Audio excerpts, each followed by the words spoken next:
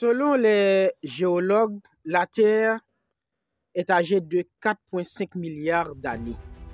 À noter que la Terre fait partie de la galaxie, la Voie lactée, et notre univers, selon les astrologues, qui constituent les planètes, les étoiles, les astéroïdes et d'autres matières interstellaires, n'est pas unique. Ils croient fermement qu'il existe d'autres univers parallèles au nôtre, ce qui va engendrer en fait la théorie multivers. Dans les 4 ères géologiques, primaire, secondaire, tertiaire et quaternaire, l'homme est apparu selon eux dans la 4e ère qui est l'ère quaternaire. Des preuves indubitablement présentées prouvent que l'homme est apparu en Alkeboulan, qui est l'Afrique d'aujourd'hui. Donc pour le paléoanthropologue français Yves Coppens, donc les hommes qui vivent sur la Terre viennent de la même souche, l'Afrique. De l'autre côté, le professeur africain sénégalais Cheikh Anta Diop, qui est anthropologue, écrivain, biologiste, théoricien, sociologue, astronome, ingénieur, philosophe, linguiste, homme politique, chimiste, égyptologue, historien, physicien nucléaire, professeur d'université. Et dans ses différents ouvrages comme Nation nègre et culture, civilisation ou barbarie, antériorité civilisation nègre, mythe ou vérité historique, l'Afrique noire précoloniale également affirme la primauté civilisationnelle africaine sans rencontre d'impact hors de l'Afrique noire. Diop a été un précurseur dans la volonté d'écrire l'histoire africaine précédant la colonisation. L'Afrique, selon ses œuvres irréfutables, est le berceau de l'humanité.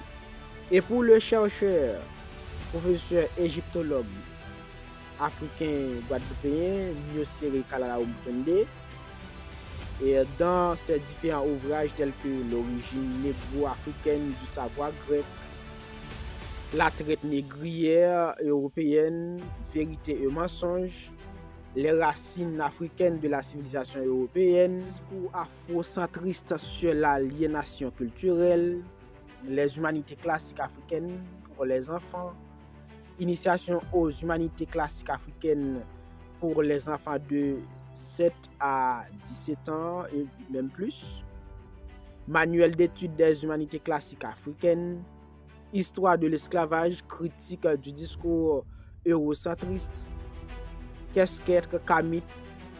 Donc, selon ces professeurs, des preuves tangibles, incontestables, ont prouvé que l'Afrique est le noyau de toutes les civilisations. Donc, ces professeurs, chercheurs et beaucoup d'autres chercheurs prouvent irréfutablement que l'Afrique a tout apporté à l'humanité et que l'Afrique est le berceau de toutes les civilisations, que ce soit asiatique, que ce soit européenne, que ce soit l'Amérique. Donc l'Afrique, c'est le berceau de l'humanité.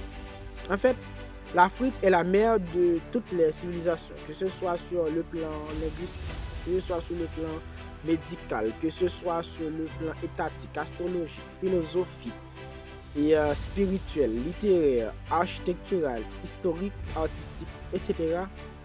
Donc ces chercheurs présentent des documents, soit imagés, soit écrits, et qui prouvent que l'homme est inéluctablement apparu en Afrique et que l'Afrique a tout inventé.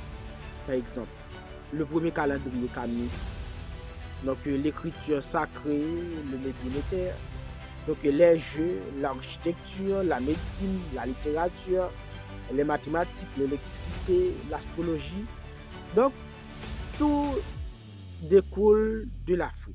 Tout découle de l'Afrique. En fait, aujourd'hui, nous vivons dans un monde de prédation, de mensonges, où les Occidentaux s'érigent en puissance et racontent n'importe quoi. des histoires dormir debout et arrive à influencer des millions de gens, leur entraîner dans cette mondialisation de saloperie, dans leurs mensonges, dans leur meurtre intellectuel, leur plagiat. Donc sur toute forme, que ce soit philosophique, géographique, historique, et littéraire, religieux, artistique, linguistique, leur calendrier de mensonges. Donc, ils nous entraînent dans leur saloperie.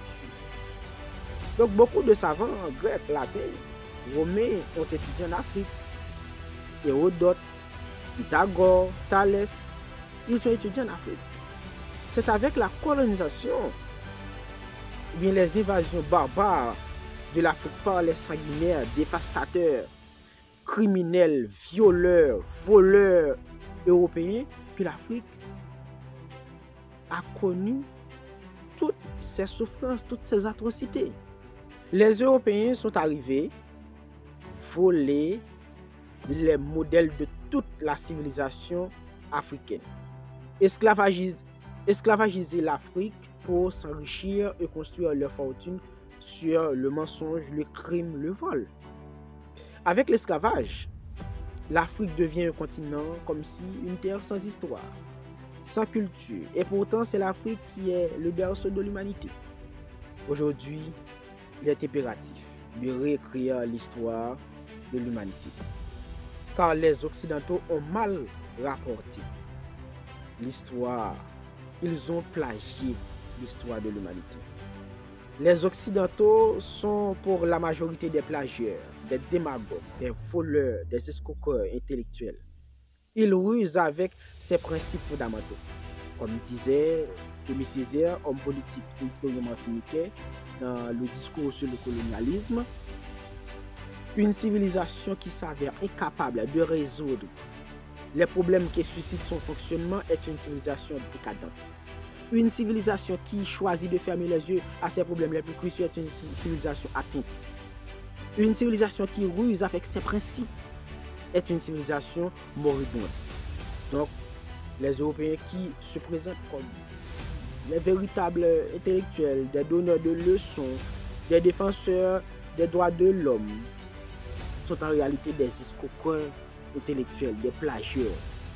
Pour l'histoire et pour la vérité, après avoir maltraité l'Afrique, volé beaucoup de documents importants qui retracent la vérité sur l'Afrique, il brûle la bibliothèque d'Alexandrie.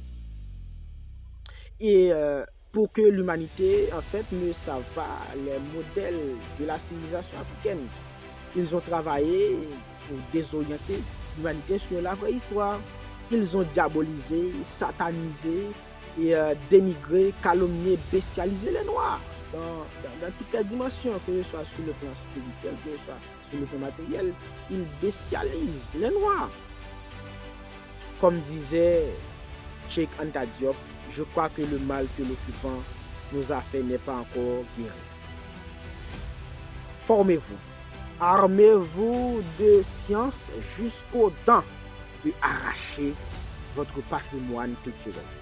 Donc, pour mieux comprendre et faire comprendre l'histoire de l'humanité, il faut suivre la vraie histoire. L'histoire est un outil nécessaire pour l'avancement de toute l'humanité, particulièrement chaque société. Expliquons la vraie histoire. Suivons la vraie histoire. Et je dis, vive l'humanité de la concorde, l'amour, la vérité. Otep, Otep, Otep. Mon nom c'est Dessalines Toutankhamon, révolutionnaire, panafricaniste, professeur d'histoire.